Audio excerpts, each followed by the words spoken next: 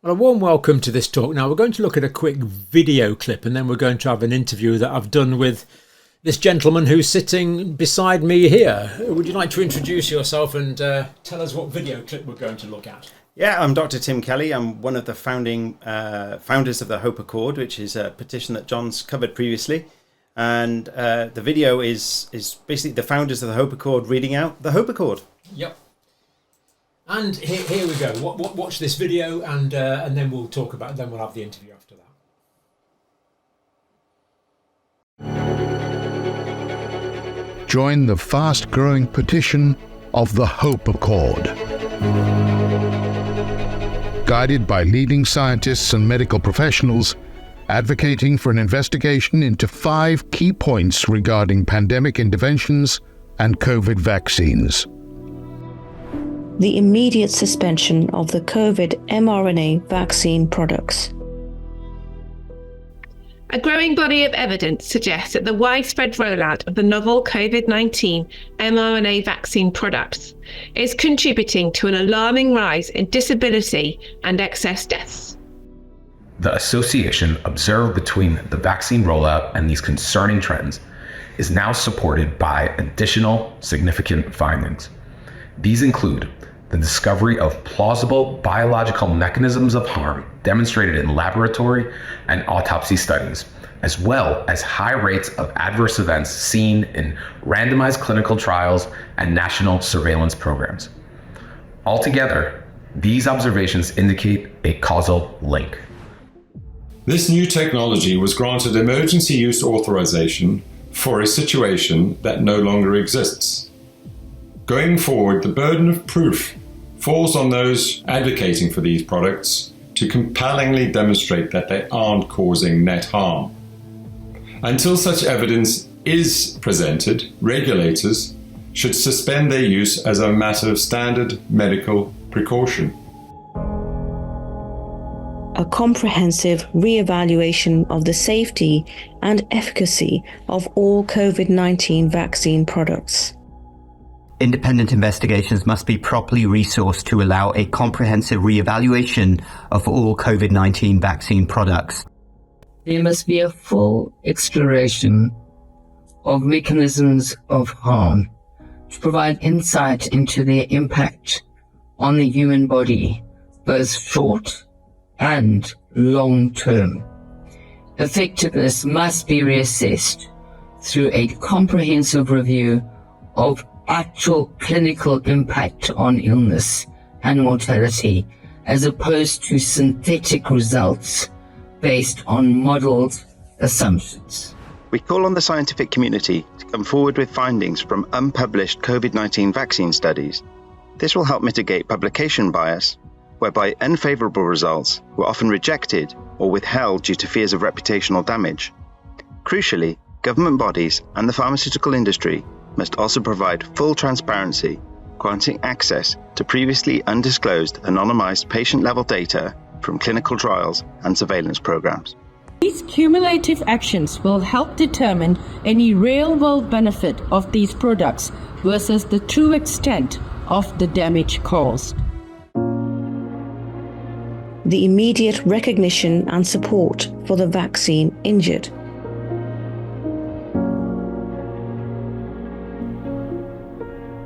The denial of vaccine injury is a betrayal of those who followed official directives, often under coercion from mandates, restricting their access to work, education, travel, hospitality and sports.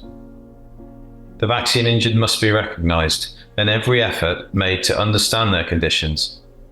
Support should include readily accessible multidisciplinary clinics offering investigation and treatment, as well as appropriate compensation for all those who have been harmed. The restoration of ethical principles abandoned during the COVID-19 era. Fundamental principles of medical ethics were disregarded on the premise of an emergency. These included first do no harm, informed consent, bodily autonomy, and the notion that adults protect children, not the other way around. The precautionary principle was inverted. Also particularly concerning was the erosion of free speech. a democratic principle that underpinned the ability to question untested interventions whilst ensuring other principles were upheld. The consequence was exposing the public, especially healthy young people, including children, to unacceptable risks. Addressing the root causes of our current predicament. The medical profession must lead by admitting we lost our way. By drawing attention to these medical and ethical issues surrounding the COVID-19 response, we hope to validate and amplify a call to establish the relevant facts and to ensure vital lessons are learned. An honest and thorough investigation is needed, addressing the root causes that have led us to this place, including institutional groupthink, conflicts of interests, and the suppression of scientific debate. We ultimately seek a renewed commitment to the core principles of ethical medicine, returning to an era in which we strive for transparency, accountability, and responsible decision-making throughout the spheres of medicine and public health. We encourage everyone to sign the petition, and particularly medical professionals and scientists who want an easy way to take a stand. Please share the petition and help it go viral. Welcome to this talk, and today we're talking to Dr. Tim Kelly, all the way down from Scotland. Tim, thank you for driving down. Good to see you. Thanks for the invite, John. Yeah. Now, we've got lots to talk about today, but I want to start off with an update from the Hope Accord, which of course we've publicised before. How's the Hope Accord going, and what was the reason behind starting it? Well, it's incredible, really. We've had great feedback. We had plenty of people sign it. So it's a petition, really, international petition from a group of concerned doctors, mainly doctors, scientists too, and we've been asking people to sign this petition. It's got 5 points on it, and we've got up to over 50,000 signatures. Got almost a couple of thousand doctors sign it, and about 5,000 odd nurses and other health professionals have signed it now. So thanks for everyone who has been signing it, and thanks for promoting it too. So bricklayers, plasterers, joiners, butchers, bakers, everyone's welcome to sign. Yeah, anyone can sign the Hope Accord who is concerned and about what's been happening in the last few years, state of science, state of medicine, basically.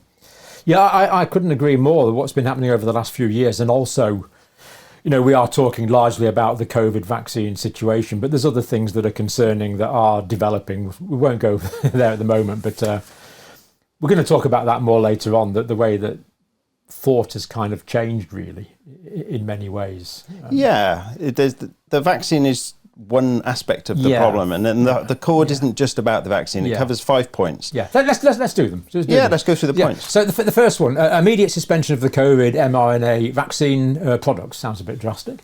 Yeah, I think they need to be pulled. Basically, there's no emergency anymore, so there's no reason to have these products still being given to people.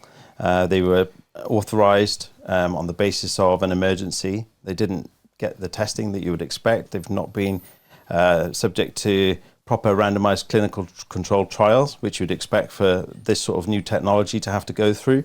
So we're seeing a lot of harm potentially from these products, and I think it's time that they need, long overdue to be pulled. I don't think they should really ever been given to young, healthy people in the first place, to be honest. Yeah.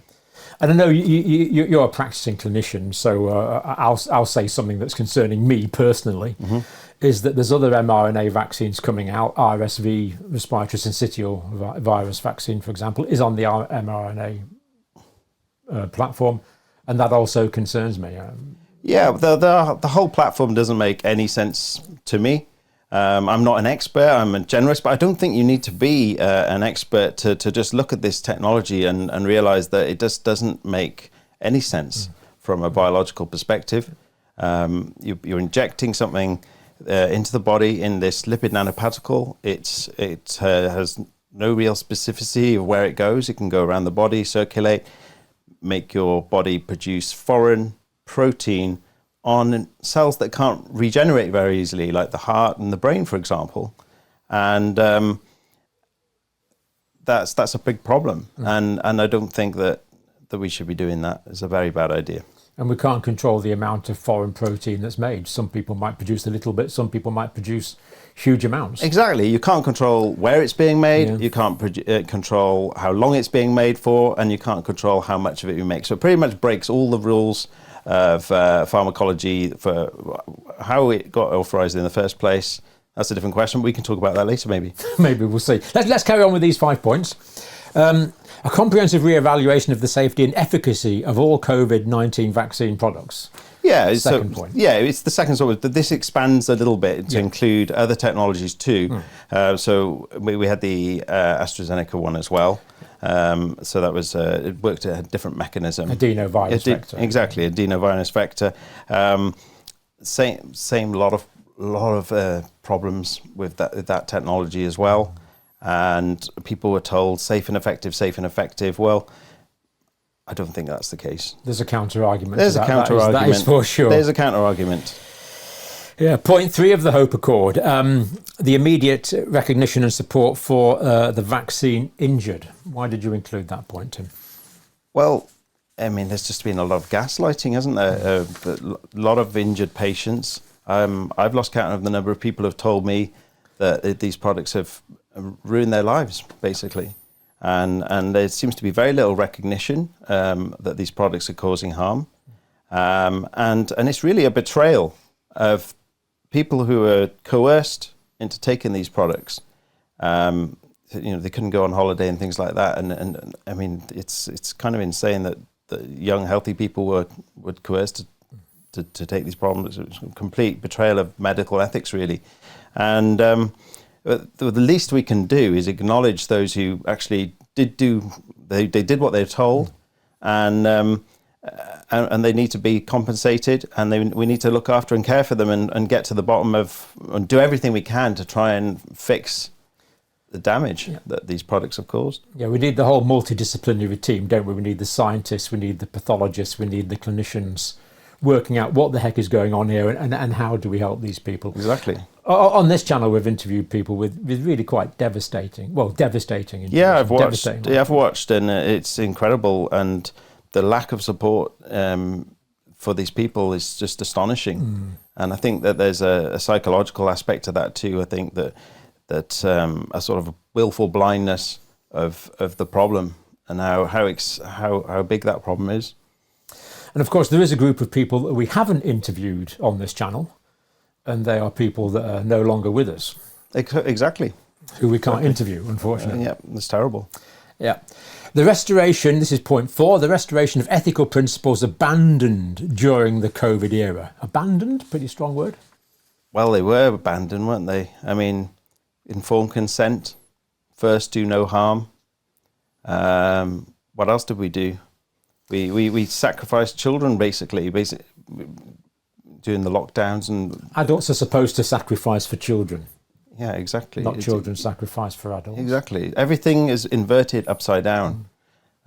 So we need to get our medical ethics back. And we cannot get our medical ethics back until we admit, until the people in charge admit that what we did was wrong.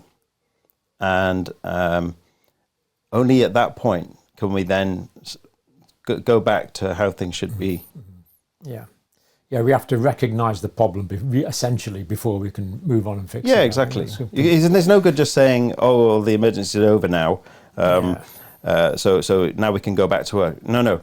Ethics is the most important time for ethics is during an emergency. Yeah. So you don't abandon your ethics when there's a perceived emergency. That's exactly when you want to implement. That's when you need that's when you need your ethics. Exactly. That's why you need a constitution. It's for times of crisis. That's why it needs to be there. And so we need to make sure that it doesn't happen again. But it will happen again because history does rhyme. But we need to try and learn from the complete devastation of the period, basically.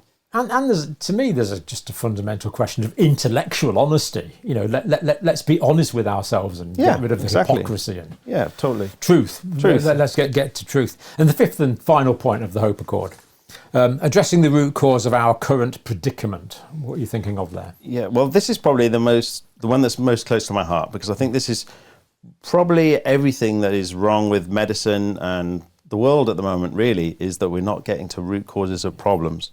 Yeah. So we need to understand, how was it that everything became so upside down? Yeah. How did this happen? How did we just so easily abandon these principles? We need to learn from this. I'm a great believer in learning from our mistakes. And what would be a tragedy is if people have gone through all these harms and been subjected to all these things that they should never have been subjected to, and all that pain, essentially, and it's just wasted because we haven't learnt from the situation. We didn't. At least if we can figure out what went wrong and get to the root causes and fix it, at least there's some sort of argument that at least that pain wasn't for nothing, if that makes sense. It does completely. I agree completely. I mean, in medicine, we normally have distal causes and proximal causes. And the distal cause is something that's in the past, and the proximal cause is something that might have triggered it immediately. So in a sense, everything that happened was proximal. What we're interested in is, what are the distal causes? What are the more fundamental issues that have gone wrong in society and the world in general, really, that have allowed such proximal causes to trigger such unfortunate events?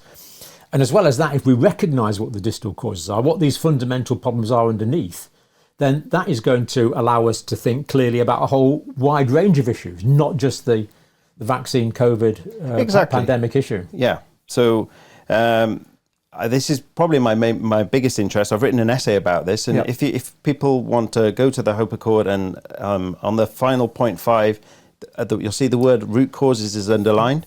You can click on that and see resources, and you'll get a link to 2 essays on root causes. Well, one's a paper by Dr. Hossein Malhotra, and he really exposes the huge amount of corruption in the medical industry, essentially, that will have allowed some of this to happen. I take a slightly different view. I think there's a lot of other things going on that have caused this problem, a lot of societal things, a lot of structural causes. I'm a systems analyst, really, before I became a doctor. So I take a very big picture view. So I've written an essay, which I think we're going to discuss as well later. And if people are interested, they can click on the root causes, read the essay and see what they think.